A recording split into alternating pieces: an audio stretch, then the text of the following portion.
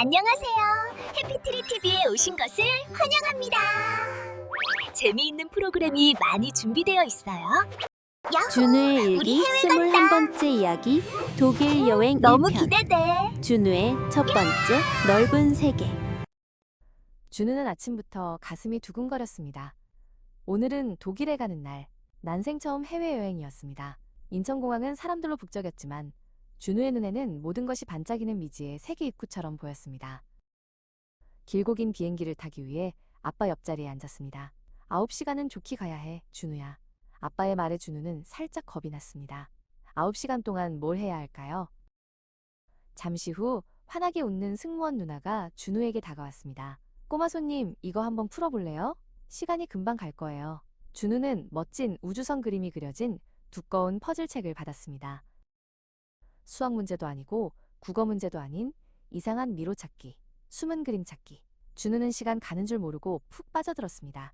옆에서 아빠가 살짝 잠이 든 것도 몰랐습니다.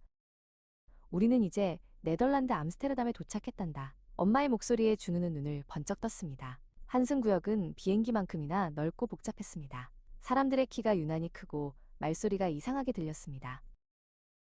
표지판의 글씨도 알 수 없는 이상한 모양이었습니다. 화장실 그림 밑에는 토일레튼이라고 적혀 있었습니다.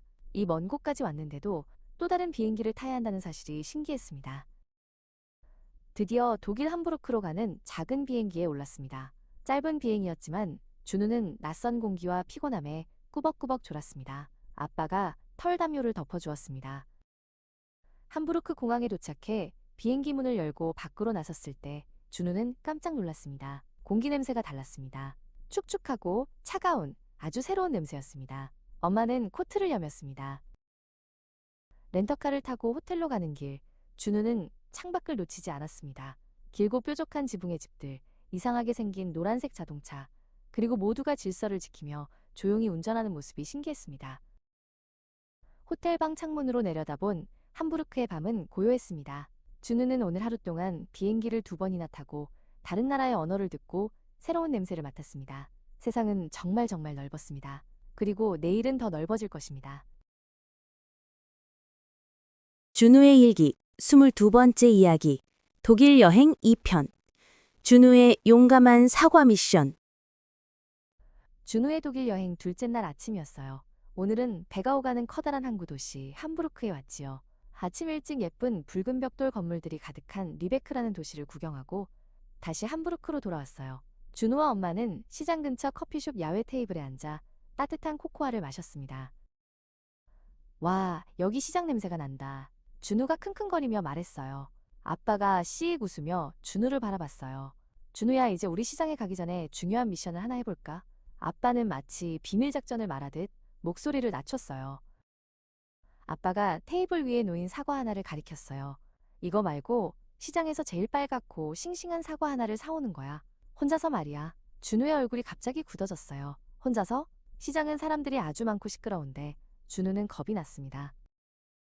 무서워, 아빠. 준우는 길을 잃을지도 몰라요. 아빠랑 엄마가 같이 가면 안 돼요? 준우는 겨우 목소리를 냈어요. 엄마가 준우의 머리를 쓰다듬으며 따뜻하게 말했어요. 괜찮아, 준우야. 시장은 저기 코너만 돌면 바로 보여. 아주 잠깐 혼자 갔다 오는 거야. 아빠가 준우에게 작은 지갑을 쥐어주었어요.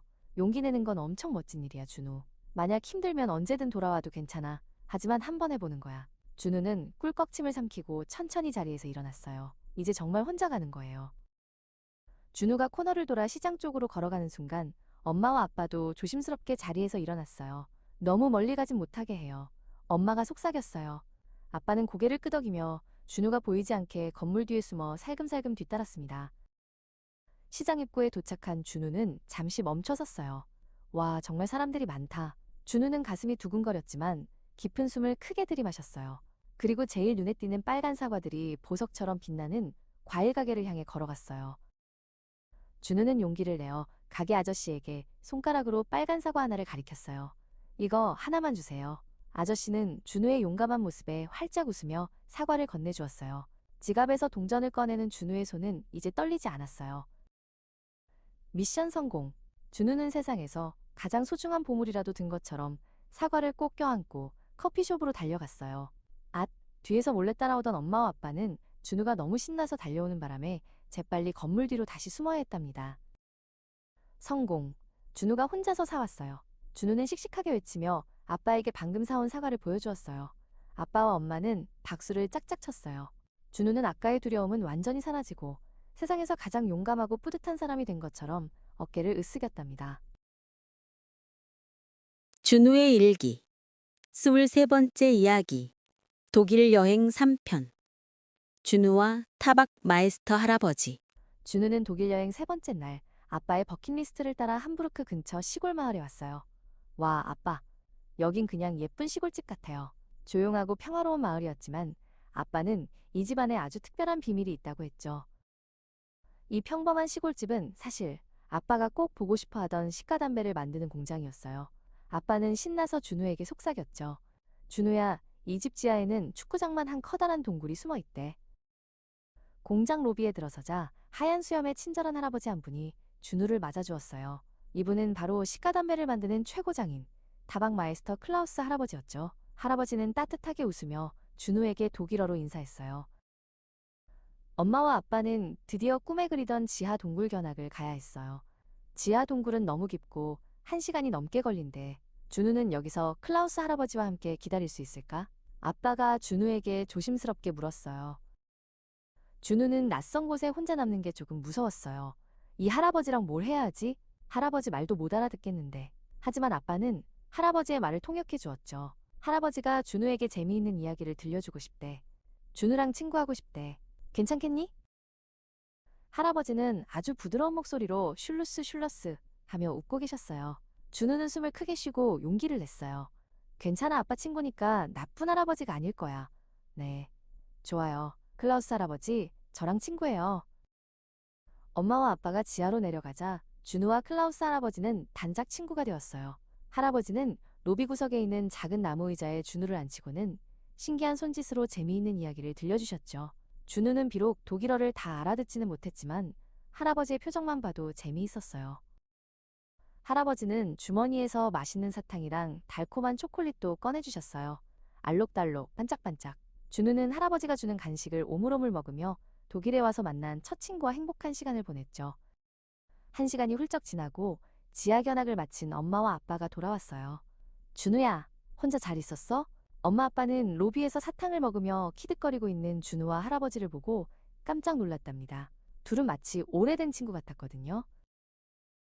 낯선 이국 땅에서 혼자 남는 게 조금 두려웠지만 준우는 스스로 용기를 내어 새로운 친구를 사귀었어요. 엄마 아빠, 클라우스 할아버지가 제 친구예요. 준우는 오늘 하루가 너무나 뿌듯하고 자랑스러웠습니다. 준우의 일기 24번째 이야기 독일 여행 4편 중세 도시 탐험 르베크 이야기. 오늘은 함부르크 근교의 신기한 도시 리베크로 가는 날. 아침 일찍 일어나 빵과 소시지를 먹는 준우의 얼굴에는 기대감이 가득했어요. 아빠, 리베크는 진짜 중세 도시예요? 성벽 같은 것도 있어요? 준우가 물었어요. 드디어 리베크에 도착했어요. 도시 입구에는 크고 웅장한 문이 준우를 맞이했습니다. 바로 홀슈테 문이었죠. 와, 저게 진짜 문이에요? 마치 만화에서 보던 성 같아요. 준우는 뾰족한 지붕을 가진 벽돌문을 올려다보았어요. 좁은 돌길을 따라 도시 안으로 들어갔어요. 차 대신 자전거를 탄 사람들이 많았고 건물들은 모두 붉은 벽돌로 지어져서 오래된 역사를 자랑하는 듯 했죠. 준우는 손으로 벽을 만져봤어요. 이 벽은 몇백 살이나 되었을까? 조금 더 걷자 거대한 건물이 나타났어요. 하늘을 찌를 듯이 솟아오른 뾰족한 탑이 2개. 바로 리베크의 성모 마리엔 교회였어요. 이건 정말 엄청나다. 꼭 거인이 만든 장난감 같아. 준우는 목이 아플 정도로 올려다보며 소리쳤어요. 교회 안으로 들어가니 바깥과는 전혀 다른 세상이 펼쳐졌어요. 천장이 너무 높아서 준우는 마치 아주 작은 개미가 된 기분이었죠.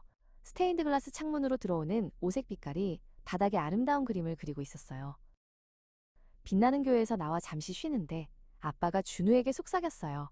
준우야, 리베크의 또 다른 중세 모습을 보러 갈래? 조금 어둡고 조금 무서울 수도 있어. 옛날 사람들이 쓰던 감옥 자리래. 우리는 지하로 내려갔어요. 돌계단을 따라 내려가자 공기가 차가워지고 퀴퀴한 냄새가 났어요. 주변은 촛불처럼 희미한 조명만 있었고 벽은 축축한 돌로 되어 있었죠. 준우는 심장이 쿵쾅거리는 소리를 들었어요.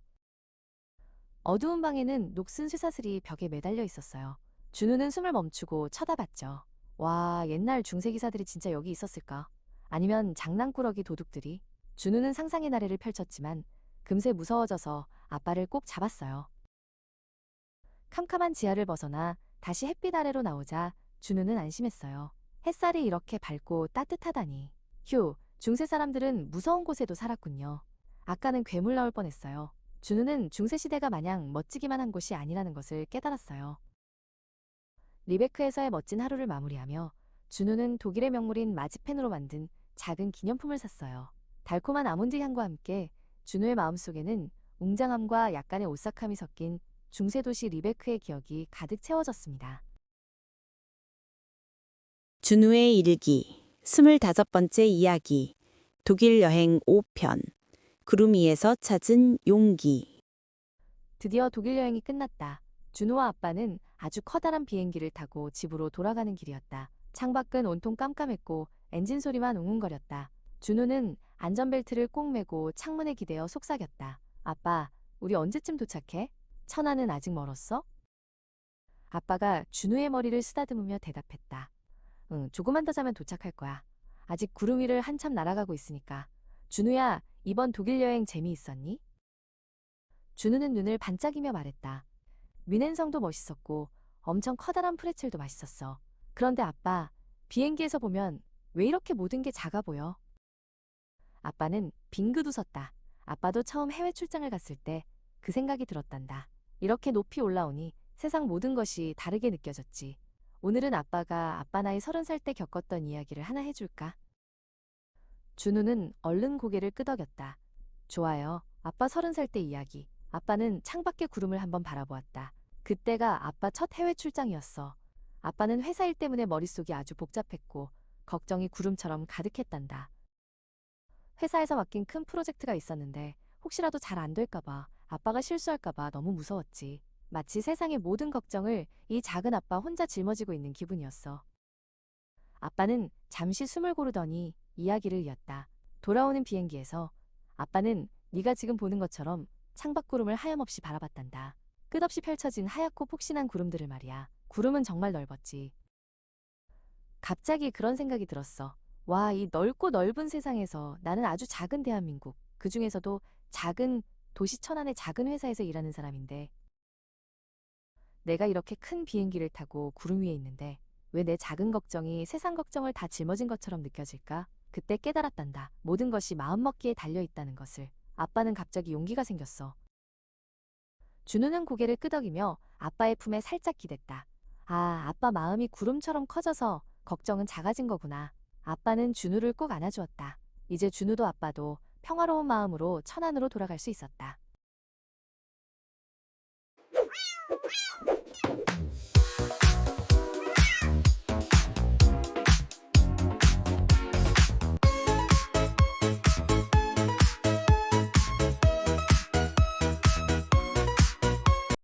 오늘도 준우의 일기를 읽어줘서 고마워. 다음에 또 만나자. 잊지 말고 구독과 좋아요 눌러줘. 안녕.